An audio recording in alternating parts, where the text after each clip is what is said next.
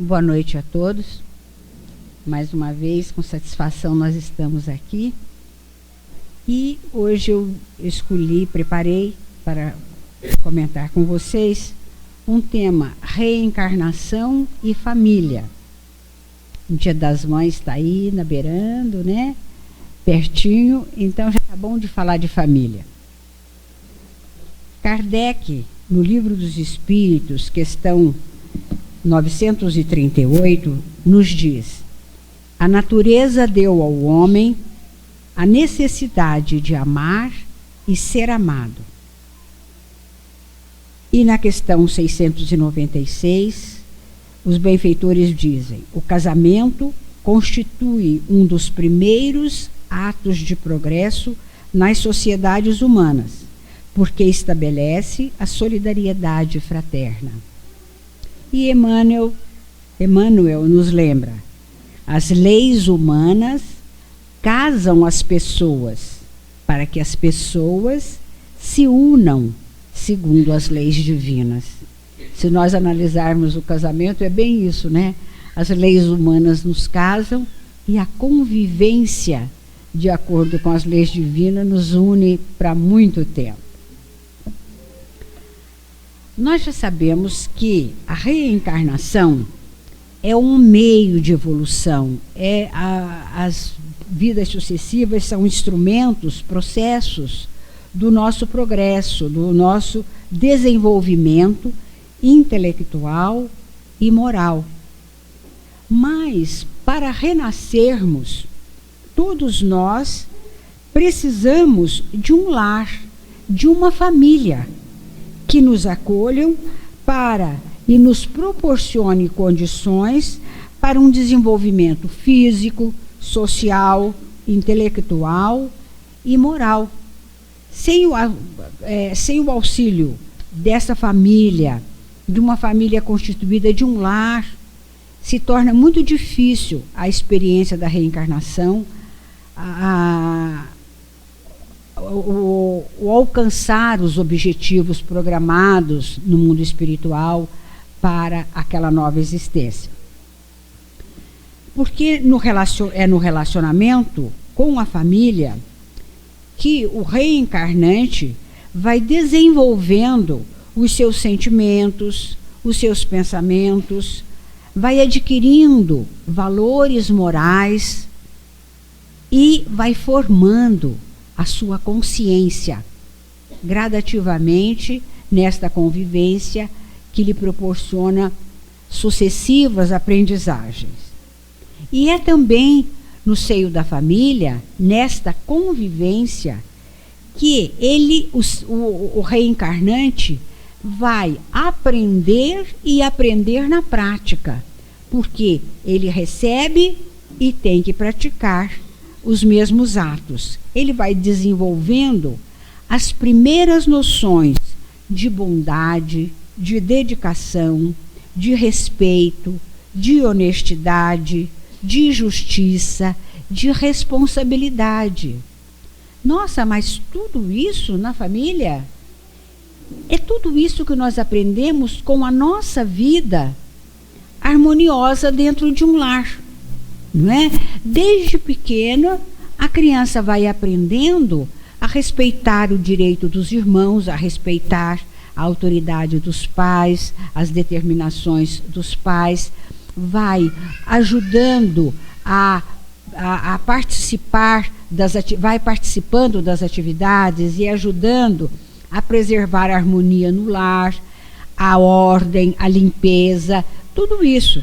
E se nós não ensinarmos a criança desde pequenininho todos esses aspectos que são importantes para o nosso desenvolvimento moral e intelectual e para o nosso desenvolvimento equilibrado e uma vida social mais tarde harmoniosa, o nosso aprendizado, o nosso desenvolvimento vai ficar deficiente. Ora, por tudo isso que nós já dissemos, os pais são os primeiros educadores que o reencarnante vai contar. São os primeiros educadores. Mais tarde, ele terá outros familiares e a escola, não é? Logo depois da família é a escola, onde ele vai contar com educadores que vão lhe oferecer aprendizagem de novos conhecimentos, conhecimentos que possam ter sido adquiridos anteriormente, mas que agora, naquele natural esquecimento para a reencarnação presente, ele vai reaprender de formas diferentes, adequados ao novo momento de vida. Ora, os pais, sendo os primeiros educadores, eles têm uma responsabilidade maior em relação a cada filho, porque ele assume no plano espiritual o compromisso de receber aquele reencarnante como filho e zelar pela sua evolução espiritual. Cabe a ele assume, antes dele reencarnar, não é? As famílias são planejadas e programadas muito detalhadamente para que os diferentes espíritos que vão fazer parte dessa família tenham cada um o seu plano de existência muito bem organizadinho. Então, se os pais, né, o casal, já assumiu o compromisso no seu planejamento familiar de receber 2, 3 filhos, 2, 3 almas que vão reencarnar para continuar o seu processo de aperfeiçoamento, eles já assumem o compromisso perante a espiritualidade maior de trabalhar com afinco, com dedicação, para o desenvolvimento, os cuidados com a vida física, mas principalmente com o progresso moral e intelectual, para que aquele reencarnante realmente possa realizar uma evolução espiritual nessa nova encarnação. Nesse trabalho, a educação religiosa é um aspecto muito importante. E hoje em dia nós observamos que não há muita preocupação com a educação religiosa. Se preocupa muito com a educação intelectual para adquirir destaque social e poder desempenhar atividades de relevo na sociedade que lhe tragam benefícios materiais e lhe garantam uma vida confortável e de sucesso. Ora, mas ele não é só uma maquinazinha que está nessa vida. Ele é um espírito que tem uma finalidade maior. Esta vida é instrumento para atingir bem-estar nesse aspecto principal, que é seu aspecto espiritual.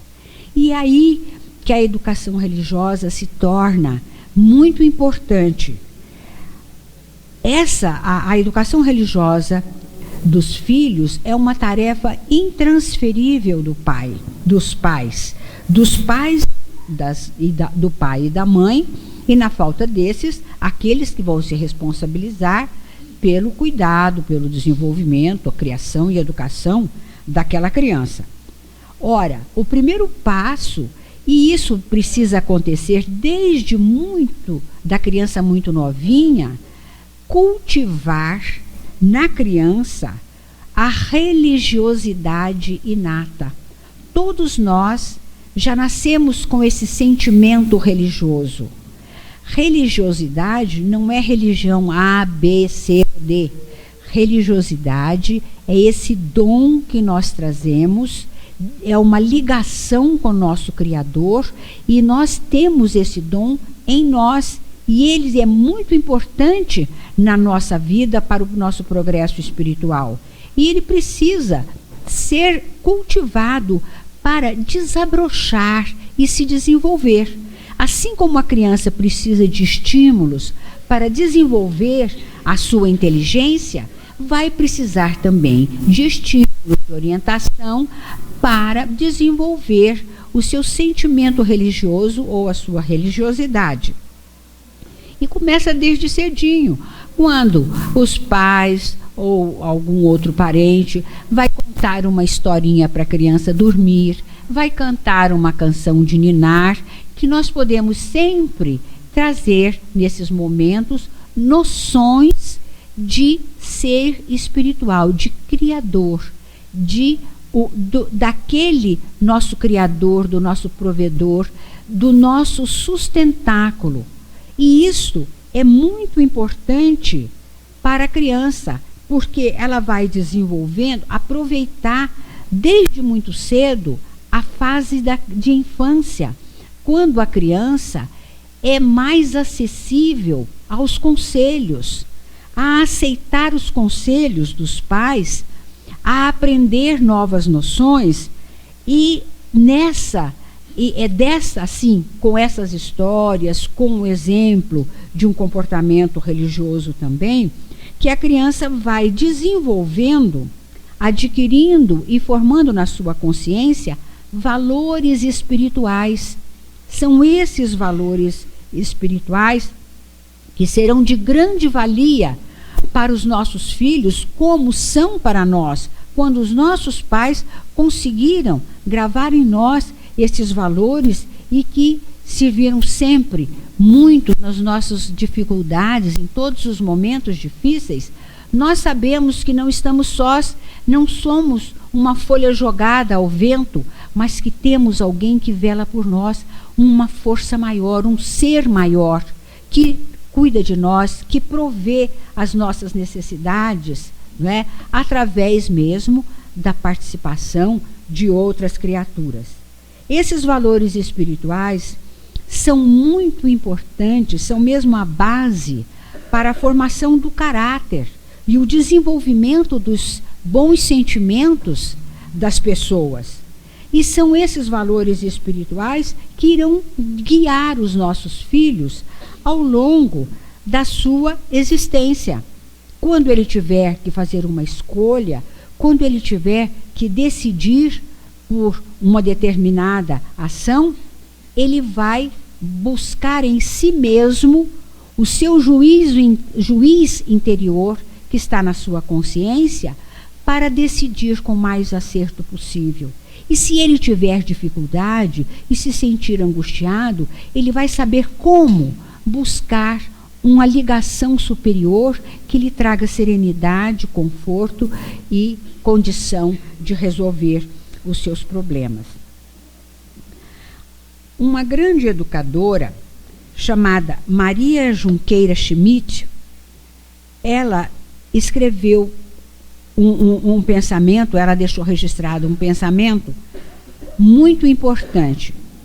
Se o lar falhar nos seus deveres, o lar compreende a família, não é? O lar não é a casa, o lar é o abrigo da família, é o ambiente onde todos convivem e progridem.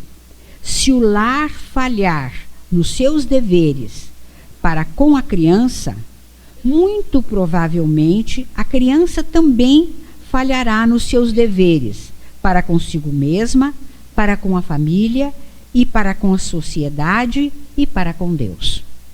Ora, se nós falharmos na orientação da família, ela vai se desenvolver e, por falta desses conceitos, desses valores espirituais, morais e espirituais, não é?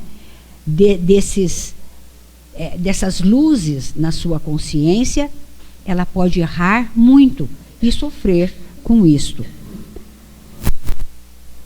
Então, nós precisamos cuidar muito, termos muita preocupação com a educação correta dos nossos filhos, preservá-los de futilidades, de sentimentos negativos, do egoísmo, da vaidade, hoje em dia tão exacerbado pelas propagandas de consumo. Então, nós precisamos saber não limitar a criança, embotar a criança, não, criar para a liberdade, mas liberdade com clareza, com responsabilidade, para que ela saiba escolher aquilo que é melhor para ela, não só do ponto de vista do momento, mas pensando no seu ponto de vista maior na sua espiritualidade. Quando a criança reencarna, a sua fragilidade e a sua total dependência requer todo cuidado e toda a proteção dos pais.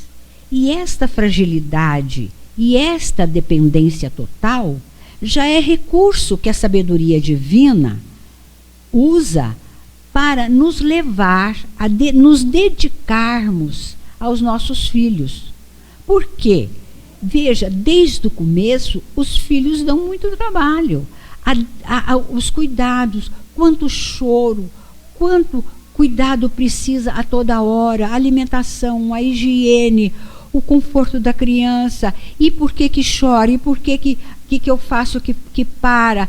Veja, toda essa dedicação, perdendo horas de sono, tendo que deixar a sua alimentação de lado para ir correr e atender a criança, tudo isso nós superamos porque a criança é totalmente frágil. Ela não sobreviveria. É o filhotinho, nosso filhote humano, é o filhotinho mais desprotegido de toda a criação. Porque ele tem uma alma que deve se aperfeiçoar. E o pai e a mãe, ao se dedicarem aos cuidados e à proteção desse serzinho indefeso, ele vai se dedicar ao desenvolvimento da alminha que está naquela criança. Então, a criança precisa desses cuidados totais do pai e da mãe para sobreviver. Ela precisa ser alimentada, ela precisa ser higienizada, ela precisa ser aquecida, protegida e ela precisa ser amada. As crianças rejeitadas, as crianças órfãos que ficam muito em abrigos e vão daqui para ali e não tem aquele aconchego da família desde pequenininho, essas crianças que não desenvolvem, não receberam amor, não desenvolveram afetividade, elas têm mais dificuldade de aprendizagem. A falta de amor diminui a capacidade de aprendizagem das crianças. Então, veja como é importante esse aconchego, esse cuidado dos pais, da família com a criança. Entretanto, quando nós olhamos a criança, nós achamos que ela é representação da pureza, da inocência, aquele serzinho tão mimoso, né? É a pureza, é a inocência. Mas aí que mora o nosso engano. Porque ela não é tão pura e tão inocente como aparenta.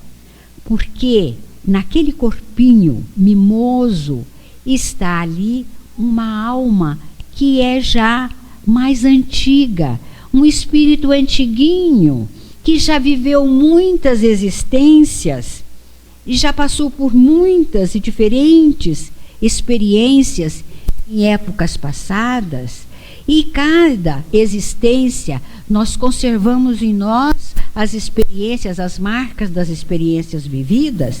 Então, aquele filhinho adorado, mimoso, traz em si as diferentes marcas e tendências, boas e más, das outras vidas, que ficaram gravadas nele de outras vidas, experiências anteriores. E estas marcas, estas tendências, durante o seu desenvolvimento, elas vão aparecer. Enquanto eles são muito novinhos, não são capazes de exprimir a sua vontade, essas tendências estão encobertas, estão adormecidas. Mas conforme ele vai se desenvolvendo, a sua consciência vai aumentando, estas tendências vão aparecendo.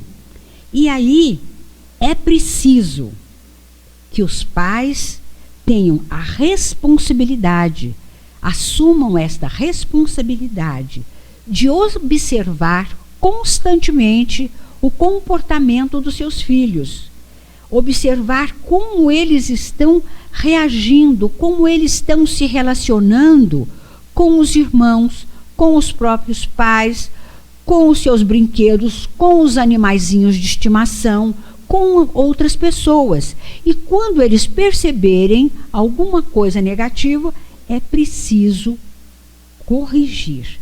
Quando eles estão fazendo coisas boas, nós precisamos estimular. Mas quando eles começam a demonstrar uma tendência negativa, é amor da nossa parte corrigir, para que ele possa modificar-se. E nós precisamos aproveitar, mais uma vez eu alerto, precisamos aproveitar o período da infância, quando a criança é mais acessível a receber as orientações e a corrigir as suas tendências negativas. Por exemplo, eu tenho um fato para mostrar para vocês. Meu neto caçula da minha filha, filhinho caçula da minha filha, ele estava assim com uns 9, 10 meses, e eu estava na casa dela e fui trocar as fraldas dele. A irmã mais velha veio pelo outro lado e se debruçou em cima da cama e olhando o rostinho dele enquanto eu estava trocando, limpando o neném. Ele levou a mãozinha e pegou o arquinho que ela tinha na cabeça e quis tirar. Aí eu segurei, ela segurou a mãozinha dele e ele gritou. Aí eu, com muito cuidado, fui conversando com ele e fui abrindo os dedinhos dele, que ele segurava forte, e fui abrindo os dedinhos dele com calma e conversando, e ela conseguiu tirar o arquinho da mão dele, porque ele ia pegar aquilo, podia se ferir com aquele brinquedo, com a ponta do arquinho no rosto. Quando ela tirou o arquinho, ele firmou o alto da cabeça e o calcanhar no colchão e batia a bundinha assim na cama. Pá, pá, pá, gritava. Eu falei, filha, venha ver o Rodrigo. Ele parou e me olhou e tornou a abrir um berreiro. Mas nós não deixamos ele ficar com o arquinho, porque era perigoso para ele. E fomos cuidando, eu acabei de trocar, peguei ele no colo e cantei e rodei com ele. Aí ele se acalmou. Mas se a gente, na primeira birra, acha muito bonitinho e fala, que gênio forte, esse promete, esse ninguém vai fazer ele de bobo. Aí ele vai fazer os outros de bobo, né? Aí, a começar dos pais, porque aí não vai ter jeito de controlar quando ele tiver adolescente, querer fazer valer a sua vontade sem a necessária experiência. Então, vejam vocês que é importante nós procurarmos desde muito cedo corrigir, mas tem que ser corrigindo com amor. Não adiantava eu falar uma porção de coisa para ele e dar um pito nele, ele não entendia nada, né? Pois era um bebezão ainda. Mas com amor você contém o ímpeto dele, né? Uma vez, Divaldo, fazendo uma palestra, contou que lá no abrigo que ele cuida, tinha um menino que era muito voluntarioso. E, pela sua mediunidade, o Divaldo sabia que numa encarnação passada ele tinha sido um militar de alto posto e por isso muito mandão e era acostumado a ser obedecido pela soldadesca, né? Ele estava numa patente lá em cima e todo mundo tinha que obedecer o militar, né? Aí, bom, o menino reencarnou e estava lá no abrigo. E um dia lá ele aprontou qualquer coisa e o Divaldo foi chamar a atenção dele e ele levantou o tupete e enfrentou, né, o Divaldo nas orientações que estava dando. Aí o Divaldo falou assim, general, agora não, agora você vai ter que obedecer. O menino levou um susto e acalmou. Então veja, num momento você tem que tomar uma reação que a criança... Bom, eu não posso fazer o que eu quero, né? A criança fez birra, deixa chorar. chorar não vai matar. Deixa chorar e vai tentando acalmar. Depois conversa numa boa e vê o que pode fazer para atender a criança ou fazê-la compreender por que não pode. Não é? Então, esse é um cuidado muito grande que os pais, a família, precisa ter em relação à criança. Ora, a educação da criança não tem fórmulas prontas, porque cada criança é diferente da outra. Entre irmãos, 3, 4 irmãos, cada um tem um temperamento diferente, tem uma tendência para uma coisa diferente do outro e tem reações diferentes. Numa determinada situação, fica irritado, bravo e esbraveja. O outro nem liga. E o outro fica calmo, procura resolver com calma. Né? Cada um mostra uma reação diferente. Então, a importância dessa preocupação de educar a criança deve ser assim. Toda a educação, para ser efetiva, para ter proveito, precisa ser baseada no amor. No amor, na honestidade, no respeito e no carinho. Com estas armas, nós conseguimos superar as dificuldades, as tendências negativas e irmos reencaminhando os nossos filhos para o bom caminho. Agora, é preciso. Às vezes a gente está cansado, chega do trabalho, irritado por problemas que vivenciou durante o dia e tem um probleminha em casa com criança pequena. Aí, porque eu quero isso, porque a mãe não deu, porque não sei o quê, eu quero porque eu quero. Se pode, vamos pensar antes de dizer sim ou não. Aquilo pode ser concedido ou não deve ser concedido. E aquilo que a nossa experiência julgar mais certo, a gente vai dizer, pode, filho, ou não pode, filho. E aí, o não pode tem que ser não pode. Não é mais ou menos pode. Não pode, não pode. A criança vai chorar, vai espernear, deixa ela chorar. Depois, calma e continua não podendo. Acalma, conversa, aconselha e continua não podendo. E ela vai aprender a obedecer. Se o pai e a mãe, ou a mãe, der uma ordem para o filho, uma determinação, e depois voltar atrás, ela não está ajudando a criança, ela não está fazendo um bem para a criança. Ela está deixando a criança insegura, porque a criança precisa da nossa orientação. Se nós temos firmeza, ela tem segurança. Então ela diz assim, até aqui eu posso ir, ali eu experimento. Pode, eu vou. Não pode, eu fico aqui até onde eu sei que pode. Mas se uma hora pode e outra hora não pode, ela fica em dúvida. E aí, em vez de educar, nós deixamos a criança teimosa e com a necessidade da correção. Então, nós precisamos ser firmes nas nossas orientações. E outra coisa, coerentes. Quando nós ensinamos alguma coisa para os nossos filhos, é preciso que aqueles ensinamentos façam parte do nosso comportamento também. A gente ensina a criança, desde pequena, filho, a mentira é uma coisa negativa. Não, fale sempre a verdade. A mentira é prejudicial, as pessoas perdem a confiança em você. Seja honesto, seja sincero, não minta. Isso tem que ser renovado, repetido, até que entre na cabecinha e aquilo se fixe como um princípio a ser respeitado. Aí o pai e a mãe ensinam. A mãe está ali ocupada, ou ela está fazendo algum servicinho da casa, ou ela está dando uma lidinha numa revista, ou ela está querendo assistir a sua novelinha na televisão, toca o telefone. Mamãe, é para a senhora. A criança chama. Aí ela fala que eu não estou. Ora, ela desmentiu tudo que ela ensinou o filho com tanto esforço. se ela teve um comportamento mentiroso, não é? Ela pode muito bem dizer para o filho: filho, diz que eu não posso atender agora, depois eu ligo para fulano, né? Diga quem é, eu não posso atender agora, mais tarde eu ligo. Pronto, ela não deixou de fazer o que estava fazendo, mas não mentiu.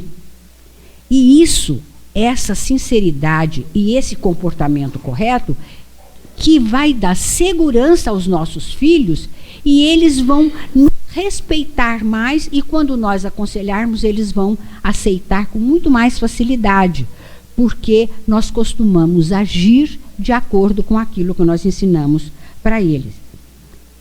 O exemplo dos pais é a melhor lição que a criança pode receber na sua formação.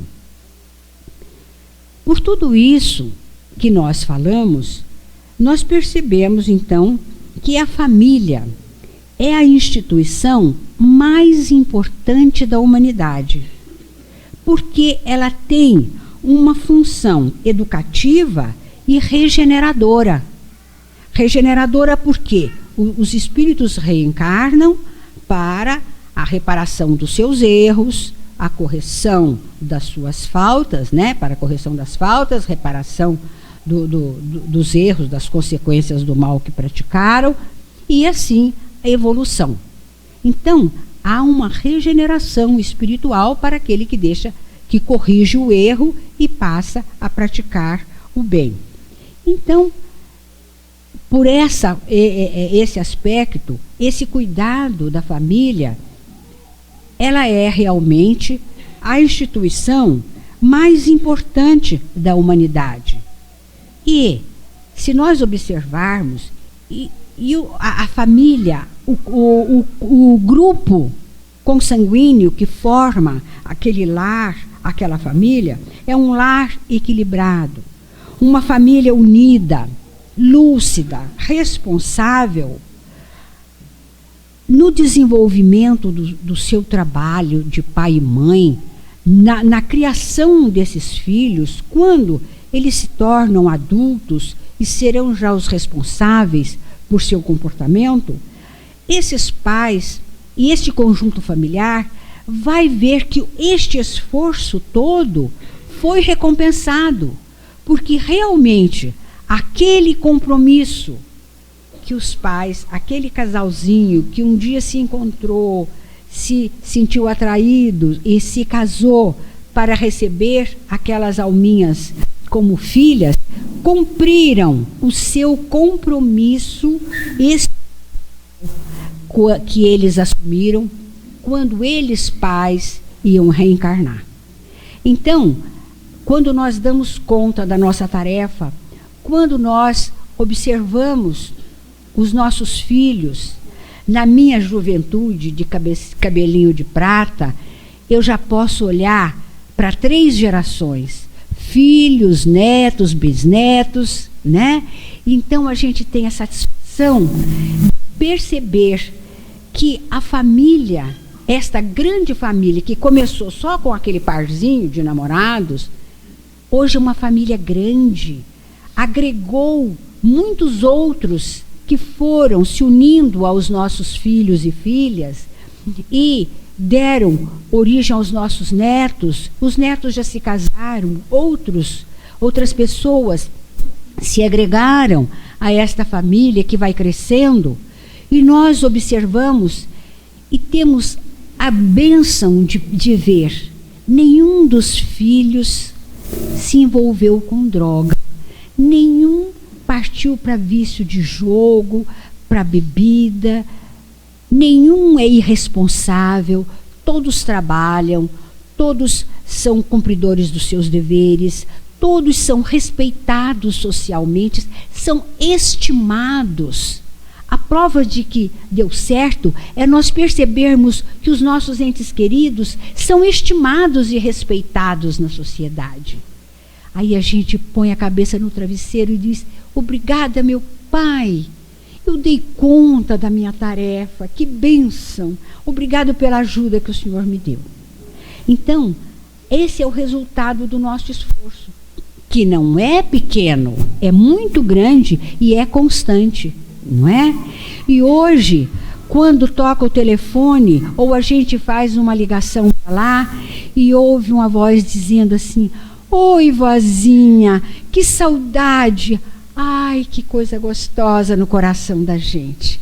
Porque o afeto une, mesmo que a gente esteja longe. Quando conversa, aquele carinho bate no coração e é como se estivéssemos perto, né? Então, é muito importante nós criarmos os nossos entes queridos com amor, com bondade, com muita compreensão e muita honestidade e responsabilidade. Muito bem. Considerando que o domingo que vem já é o grande dia, a grande festa da família, né? A comemoração do Dia das Mães, que não é só o segundo domingo de maio, porque Dia das Mães é todo dia, não é? Todo dia é Dia da Mãe. Imagina um dia que não é Dia da Mãe dentro de casa. Já o negócio não anda muito bem, né? Então, todo dia é Dia das Mães. Então, em relação ao Dia das Mães, considerando o Dia das Mães, eu peço licença aos senhores para me dirigir mais especialmente às mães presentes aqui. O cuidado e a proteção com o desenvolvimento dos filhos é responsabilidade de pai e mãe, 50% de cada um, né? Responsabilidade dos dois. Mas Deus confiou essas tarefas para as mães 9 meses antes do bebê nascer. Ora, vamos ver por que Deus confiou para a mãe essa tarefa do desenvolvimento do filho. Durante a gestação, o desenvolvimento físico do feto, depois do bebezinho que está sendo gerado, desenvolvido no ventre da mãe, esse desenvolvimento é sustentado pelas reservas nutritivas da mãe, né? Através do seu sangue, ela passa para o filho as substâncias nutritivas e o oxigênio.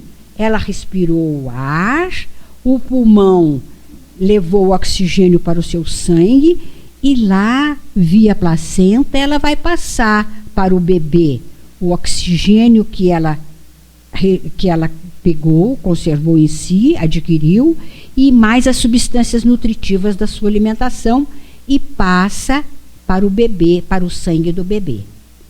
Não é o sangue da mãe que entra no neném. Lá no cordão umbilical, sangue da mãe, sangue do bebê fazem as trocas. E aí, aquilo que o neném excreta, os resíduos da alimentaçãozinha dele, ele passa para o sangue da mãe. E a mãe vai filtrar nos rins e expelir. Olha como é perfeito, né? O nosso organismo é perfeito. O organismo da mãe, quando faz tudo isso, esse trabalho dobrado, ela trabalha por ela e pelo filho que ela está gerando. Então, por isso a maternidade também é uma coisa sublime. E aí, além dessa troca nutritiva, ainda acontece uma outra troca entre mãe e filho. Há uma ligação energética, uma ligação vibratória. As energias do perispírito da mãe e as energias do perispírito do neném que está sendo gerado fazem trocam estas energias espirituais através do espírito de cada um e registram sensações, estímulos e reações diferentes conforme sente. Por exemplo, uma mãe que está muito contente com a sua gravidez, feliz na espera da chegada desse filho, através do seu perispírito, ela transmite para ele esta alegria, esse carinho que ela já sente por ele. E a criança percebe e assimila esta sensação e fica nele uma sensação de bem-estar, de proteção. E ele passa para a mãe esta sensação agradável que ele sente. Então já há uma troca de energias espirituais entre mãe e filhos.